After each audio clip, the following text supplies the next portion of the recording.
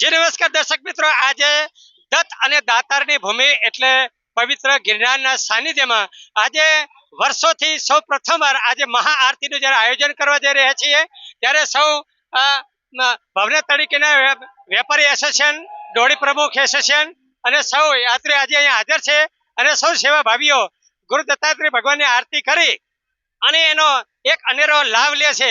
એનું જરા દ્રશ્યમાં જોઈ શકો છો જે આરતી અત્યારે ચાલુ થઈ રહી છે. દર્શક મિત્રો, આપને ચોક્કસથી જણાવી દઉં કે ગિરનાર અને દાતાર, દત્ત અને દાતારની ભૂમિમાં આજે જે રેકોર્ડ જે થવા જઈ રહ્યો છે એમાં આજે સૌ સનાતનીઓ, સાધુ સંતો, ડોળી એસોસિએશન પ્રમુખ અને વેપારી એસોસિએશન સમગ્ર યાત્રિકજનો સાથે મળી અને આજે ધનતેરસના દિવસે એક ગિરનારની મહાઆરતીનું જે આયોજન કરવામાં આવ્યું છે તેમાં ગિરનારની જે દીવને જે જ્યોત પ્રગટાવવામાં આવી છે એ જ વિડીયોમાં જોઈ શકો છો આપ. જી નમસ્કાર દર્શક મિત્રો, આપણે ચોક્કસથી જણાવી દઉં કે દત્ત અને દાતારની આ પવિત્ર ભૂમિની અંદર વર્ષો પછી પણ સનાતનીઓ પોતાના જે શ્રદ્ધા છે, જે ભાવ છે એમાં ઉણા ઉતર્યા નથી. એમાં આજે સૌ પ્રથમવાર ગિરનારની અંદર જે મહાઆરતીનું જે આયોજન કરવામાં આવ્યું છે, દર વર્ષે ગિરનારની અંદર અહીં રહેતા ડોળી એસોસિએશનના પ્રમુખ છે, ડોળી એસોસિએશનના સભ્યો છે, વેપારી એસોસિએશન છે, યાત્રિકો છે, એ સૌ આવી અને સૌની સુખાકારી માટે આજે જે મહાઆરતીનું આયોજન કરવામાં આવ્યું છે એમાં આપણી સાથે એક મેડમ જોડે રહેશે. એમનો જરા આ વિશે શું ભાવ છે એ આપણે જાણી લેશું. જી મેડમ, પહેલા આપનું નામ જણાવશો? હું પલ્લવી ઠાકર, જુનાગઢ મહાનગરપાલિકામાં સ્ટેન્ડિંગ કમિટીની ચેરપર્સન છું.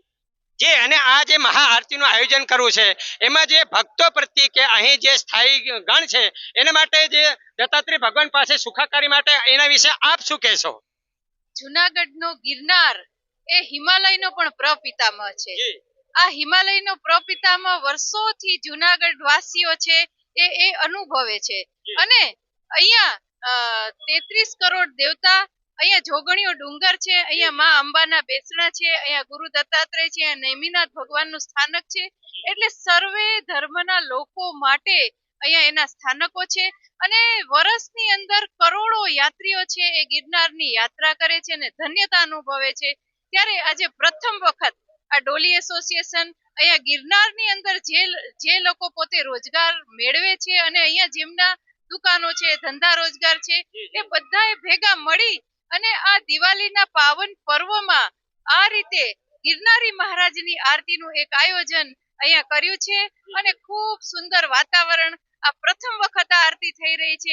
ગિરનારની પરિક્રમા તો થાય છે, દૂધધારા પરિક્રમા, પણ આ ગિરનારી મહારાજની આરતી એ પણ દીપાવલીના ઉત્સવની અંદર આ આરતી આજે થઈ છે અને કેટલાય ભક્તોએ, જુનાગઢ વાસીઓએ આ આરતીનો લાભ લીધો છે, ગિરનારી મહારાજની આરતી ઉતારી છે અને ડોલી એસોસિએશન અને જે ધંધા રોજગાર કરતા એના ગિરનાર તળેટીમાં રહેતા લોકો છે એ લોકોએ આ આયોજન છે એ જુનાગઢમાં વસતા પ્રત્યેક લોકોનું આરોગ્ય અને સુખાકારી માટે આ આરતી અને ગિરનારી મહારાજને પ્રાર્થના કરી છે અને આજનો એક માહોલ છે એ ખૂબ ભક્તિમય છે, ધર્મમય માહોલ છે.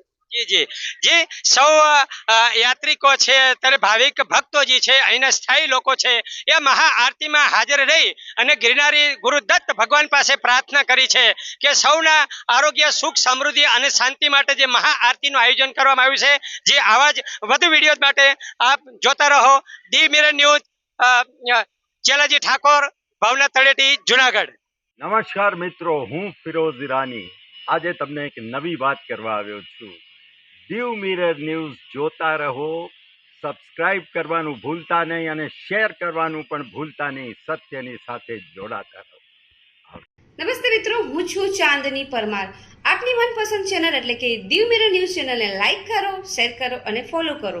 અને હા, તેમાં દરરોજ તાજા સમાચાર જોવાનું ભૂલશો નહીં.